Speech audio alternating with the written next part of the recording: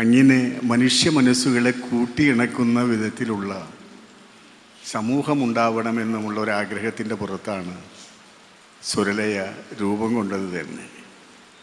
ഞങ്ങളുടെ മുദ്രാവാക്യം തന്നെ സംഗീതവും നൃത്തവും സൗഹാർദ്ദത്തിന് എന്നുള്ളതാണ്. പക്ഷേ അതിൻ്റെ അപ്പുറത്തേക്കുള്ള ചില കാര്യങ്ങൾ നമ്മുടെ നാട്ടിൽ നടന്നുകൊണ്ടിരിക്കുന്ന ഒരു കാലഘട്ടത്തിലാണ് ഇന്ത്യൻ സംഗീതത്തിന് ഏറെ സംഭാവനകൾ നൽകിയിട്ടുള്ള എസ് ജാനകി നമ്മളോട് വിട്ടുപിരിയുന്നത്. സംഗീതത്തിന് ഞാൻ നേരത്തെ പറഞ്ഞതുപോലെ ആളുകളെ കൂട്ടിയിണക്കാനുള്ള വലിയ സാധ്യതകളുള്ള ഒന്നാണ് സംഗീതം.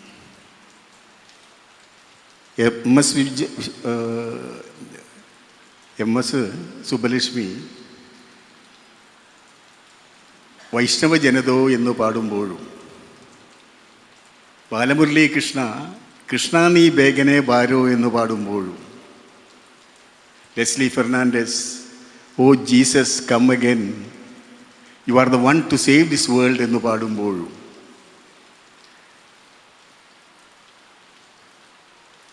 എസ് ജാനകി ലോകം മുഴുവൻ സുഖം പകരാനായി സ്നേഹദീപമേ മിഴി തുറക്കൂ എന്ന് പാടുമ്പോഴും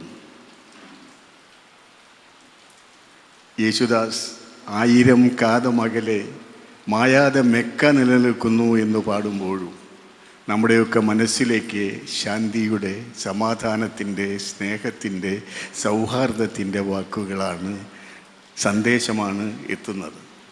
ഇത് ഏറ്റവും കൂടുതൽ എങ്ങനെ ഉണ്ടാവണം എന്നുള്ളതിൻ്റെ താല്പര്യം വെച്ചോട്ടുകൂടിയാണ് നമുക്ക് ഏവർക്കും പ്രിയങ്കരിയായ എസ് ജാനകി നമ്മളോട് വിട്ടുപിരിഞ്ഞ ഈ സന്ദർഭത്തിൽ അവർ എന്താണോ അവരുടെ ജീവിതം കൊണ്ട് ഉദ്ദേശിച്ചത് അത് ഇവിടെ നമുക്ക് നടപ്പിലാക്കാൻ വേണ്ടിയുള്ള ഒരു പദ്ധതിയുമായിട്ട് അവരെ അനുസ്മരിക്കുന്ന ഒരു പരിപാടി ഞങ്ങൾ ഇവിടെ ആവിഷ്കരിക്കുന്നത്.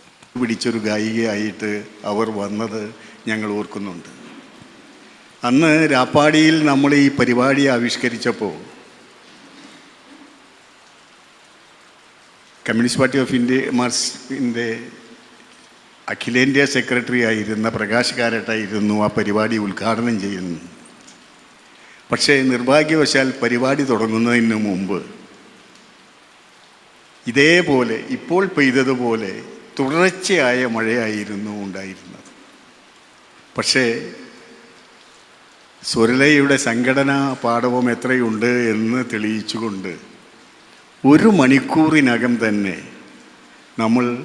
നമ്മളുടെ പരിപാടിയുടെ വെന്യൂ മാറ്റുകയും അങ്ങ് മേഴ്സി കോളേജിനടുത്തുള്ള ഓഡിറ്റോറിയത്തിലേക്ക് നമ്മൾ മാറിപ്പോവുകയും അവിടെ വെച്ച് പ്രകാശ് കാരാട്ട് ഈ പരിപാടി ഉദ്ഘാടനം ചെയ്യുകയും 11:30 മണി വരെ എസ് ജാനകി 3.5 മണിക്കൂറോളം നേരം പാട്ടുപാടുകയും ചെയ്തത് നമ്മുടെ ഓർമ്മയിലുണ്ട്. അതിനുശേഷം എസ് ജാനകി മലബാറിൽ വരുമ്പോഴെല്ലാം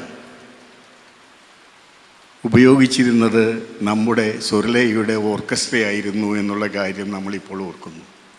അവർ അവസാനം പാട്ട് നിർത്തിയ കാലം വരെ മലബാറിൽ നടന്ന പ്രധാനപ്പെട്ട എല്ലാ അവരുടെ കച്ചേരികളുടെയും ഓർക്കസ്ട്ര സുരലയുടേതായിരുന്നു എന്നുള്ളത് അതിലൊക്കെ പങ്കെടുത്ത ആളുടെ ഇവിടെ പ്രതിഭ ഇവിടെ ഇരിപ്പുണ്ട്. ആ കാര്യം നമ്മൾ ഓർക്കുകയാണ്. അപ്പോൾ അങ്ങനെയുള്ള മഹത്തായ ഒരു വ്യക്തിയെ ഓർമ്മിക്കാൻ വേണ്ടി ഇവിടെ എത്തിയിട്ടുള്ള സുരലയുടെ അംഗങ്ങളെയും അഭ്യുദയകാക്ഷികളെയും നെഞ്ചോട് ചേർത്ത് പിടിച്ചുകൊണ്ട് ഞാൻ അഭിവാദ്യം ചെയ്യുന്നു. തലമുറകളുടെ സംഗീതപ്രേമികളെ സ്പർശിക്കുകയും ഒട്ടേറെ കലാകാരന്മാരെയും പ്രേക്ഷകരെയും പ്രചോദിപ്പിക്കുകയും ചെയ്ത അനശ്വര ഗായികയായിരുന്നു എസ് ജാനകി. അവരുടെ അസാധാരണമായ വൈവിധ്യം, വൈകാരികമായ ആഴം, കുറ്റമറ്റ വാക്ചാതുര്യം, ആലാപന മിഴവ് എന്നിവ അവരെ ഇന്ത്യയിലെ ഏറ്റവും പ്രശസ്തരായ പിന്നണി ഗായികമാരിൽ ഒരാളാക്കി മാറ്റി. പ്രണയം, വിരഹം, ഭക്തി, വാത്സല്യം, ദുഃഖം, ഹാസ്യം തുടങ്ങി എണ്ണിയാലൊടുങ്ങാത്ത വൈകാരിക ഭാവങ്ങൾ ജാനകിയമ്മ നമ്മെ അനുഭവിപ്പിച്ചു. 20-ലധികം ഭാഷകളിലായി 48,000-ലധികം ഗാനങ്ങളുടെ അനശ്വര പാരമ്പര്യം അവശേഷിപ്പിച്ചുകൊണ്ട് 88-ാം വയസ്സിൽ അവർ അന്തരിക്കുന്നത്. വൈവിധ്യത്തിന് പേരുകേട്ട അവർക്ക് വിവിധ വേഷങ്ങൾക്കും വികാരങ്ങൾക്കും അനുസൃതമായി തൻ്റെ ശബ്ദം എളുപ്പത്തിൽ പൊരുത്തപ്പെടുത്താൻ കഴിഞ്ഞു എന്ന് നമുക്കറിയാം. ദക്ഷിണേന്ത്യയിലുടനീളമുള്ള തലമുറകളെ അവർ ആകർഷിച്ചു. പരിമിതമായ ഔപചാരിക സംഗീത പരിശീലനം മാത്രമുണ്ടായിരുന്നിട്ടും അവരുടെ അപാരമായ കഴിവും അതുല്യമായ സ്വരമുദ്രയും അവരെ ഒരു പ്രിയപ്പെട്ട ഐക്കണാക്കി മാറ്റി. അവരുടെ ഗാനങ്ങൾ ഇൻ്റർനെറ്റിലൂടെയും ജനപ്രിയ സംസ്കാരത്തിലൂടെയും പരിപാടികളിലൂടെയും പുതിയ പ്രേക്ഷകർ വീണ്ടും കണ്ടെത്തുകയും വിജയിപ്പിക്കുകയും ചെയ്യുന്നത് നമുക്കറിയാം. 48,000 ഗാനങ്ങളിൽ ഏകദേശം 2,000-ഓളം ഗാനങ്ങൾ അവർ പാടിയിട്ടുള്ളത് മലയാളത്തിലാണ്. മലയാളം ഭാഷ ഉച്ചരിക്കുന്ന നമ്മുടെ സംസ്ഥാനത്തിലല്ലാത്ത ഗായികമാരിൽ ഏറ്റവും നന്നായി മലയാളം ഉച്ചരിക്കുന്നത് ജാനകിയായിരുന്നു എന്ന് നമുക്ക് കൃത്യമായിട്ടറിയാം.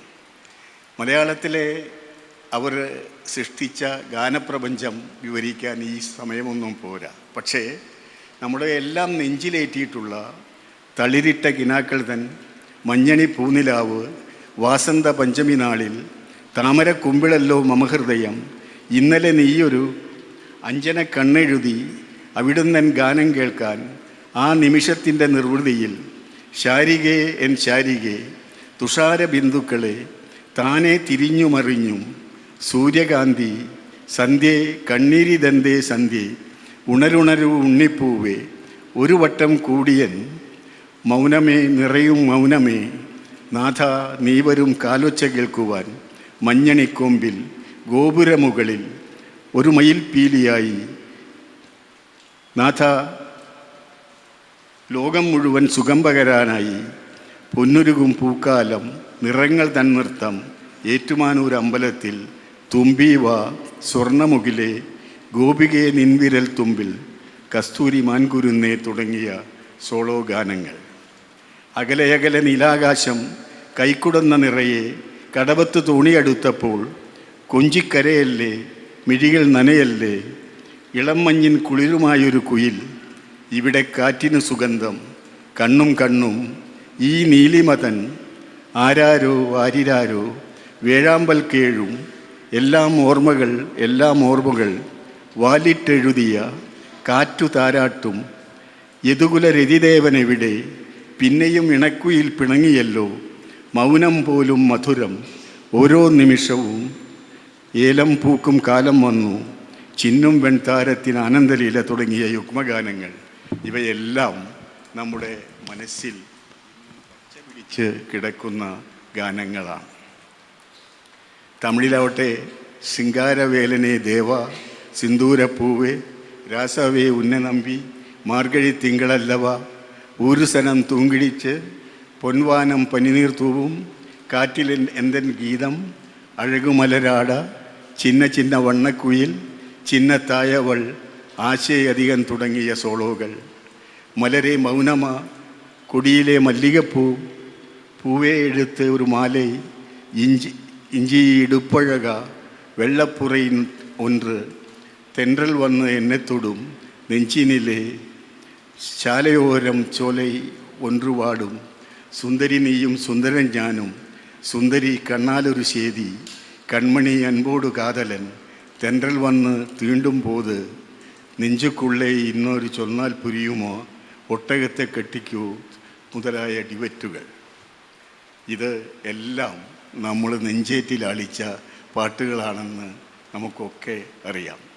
ഇന്ത്യൻ ഭാഷകൾക്ക് പുറമെ ഇംഗ്ലീഷ്, ജപ്പാനീസ്, ജർമ്മൻ, സിംഹള ഭാഷകളിലും അവർ ഗാനങ്ങൾ ആലപിച്ചു. അതുവഴി അവരുടെ ശ്രദ്ധേയമായ ഭാഷാ വൈവിധ്യം പ്രകടമായി.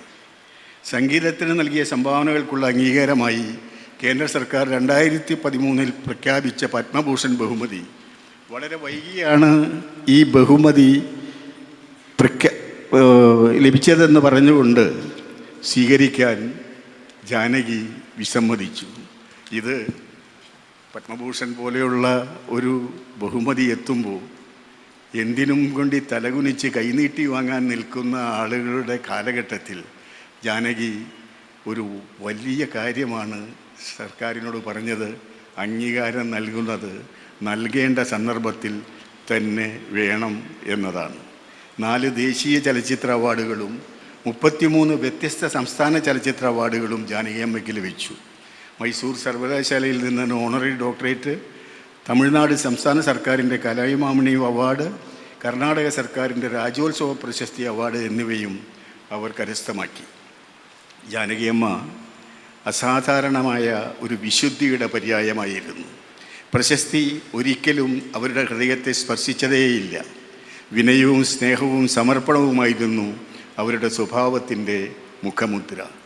നമ്മുടെ രാജ്യം കണ്ട ഏറ്റവും മികച്ച ഗായികമാരിൽ ഒരാൾ മാത്രമല്ല, എനിക്ക് കണ്ടുമുട്ടാൻ ഭാഗ്യം ലഭിച്ച ഏറ്റവും എളിമയുള്ള, വാത്സല്യമുള്ള, മാനവികതയുള്ള മനുഷ്യരിൽ ഒരാളായിരുന്നു ജാനകിയമ്മ എന്ന് പറയാൻ ഒരു ഹിപ്പോക്രസിയും കടമെടുക്കേണ്ടതില്ല.